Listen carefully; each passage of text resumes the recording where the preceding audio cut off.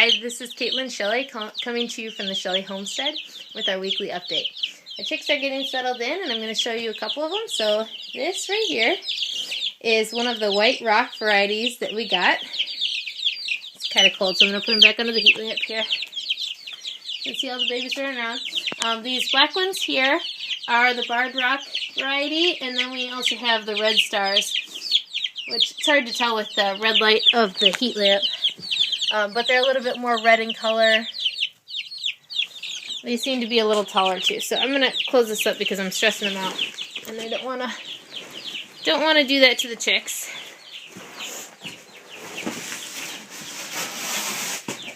So I just got finished giving them some fresh water and food and cleaning out their coop. And by cleaning out their coop, what I mean to say is stirring it up and adding some litter, because we're doing a deep bedding system, which means that instead of removing the soiled litter as it gets used, that you simply stir it up, introduce some oxygen into it, and add litter on top. And what that does is create an appropriate carbon to nitrogen ratio, because the chicken poo is really, really high in nitrogen, and the wood chips are super high in carbon. And so by mixing that up to an approximate 30-to-1 ratio, you provide the best composting material.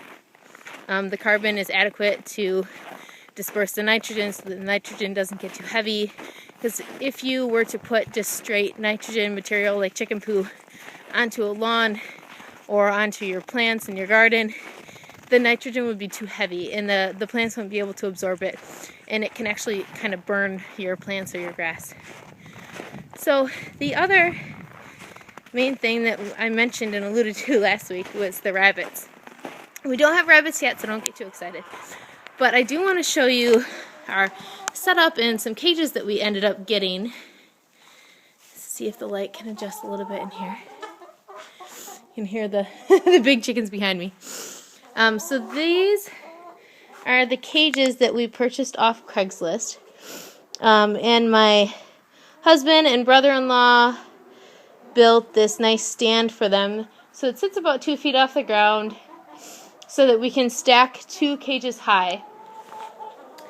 And so the plan right now, to start at least this year, is to get a breeding trio. So we'll have 1 buck and 2 does, and then the offspring that ensue, obviously, will be bred for meat. And we're trying to determine what breed of rabbit we want to go into. There are a couple of different breeds that we could pick from.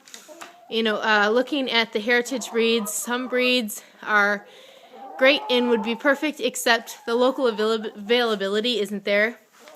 So we'll have to kind of narrow it down to a few breeds and see what we have in the area that we can get a hold of. While we're out here, you can check out our our current very small 6-hen egg-laying flock, who decided that they wanted to be part of the video as well. So that's what's going on the farm this week. And as far as the food sales, we're constantly looking for new recipes and new things to bring you, new simple foods that we can bring you with wholesome ingredients that taste great. So if you are interested in ordering any bread, granola bars, granola cereal, jams, jellies, anything that's on that product list that we have posted on our Facebook page at facebook.com/Shelley Homestead, shoot us an email. Our email address is shelleyhomestead@gmail.com. And as always, you can like and subscribe to our YouTube channel to make sure that you don't miss any of our updates or our farm chores videos or our Food Made Simple series. So thank you for watching, and we'll see you next week.